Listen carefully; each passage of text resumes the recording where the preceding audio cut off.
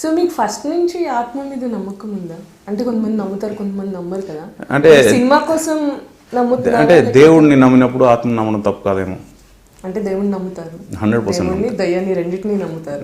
అంటే where there is a positive energy, obviously there is a negative energy.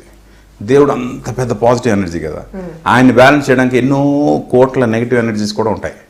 ఆ negative energies లో ఆత్మ కూడా ఉండొచ్చు. ఫస్ట్ నుంచి మీరు ఏమైనా హారర్ ఫిల్మ్స్ చూడడం ఇష్టపడతారా సార్? బాగా ఇష్టపడతాను. ఎక్కువ ఏది, హారర్ ఇష్టపడతారా, లవ్ స్టోరీస్ ఇష్టపడతారా? అంటే ఆ మూడ్ బట్టి, మూడ్ని బట్టి.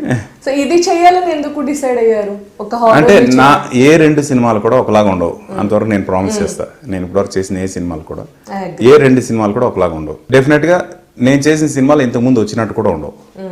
ఇవన్నీ దృష్టిలో పెట్టుకుని హర్రర్ ఆర్పీ చేస్తే ఎలా ఉంటుంది అనే ప్రయత్నం అయితే చూపించారు. సో డెఫినెట్ గా భయపెట్టేస్తారు అందరినీ. అంటే అదే పనిగా భయపెట్టాలని అయితే ప్రయత్నం చేయట్లేదు. చెప్పాను కదా, ఫ్యామిలీస్ కూడా చూడాలి. లవ్, రొమాన్స్, మంచి సాంగ్స్ అన్నీ ఉంటూ అక్కడక్కడ డెఫినెట్గా భయపడే రేంజ్లో ఏం ఉండాలో అవి పెట్టాను.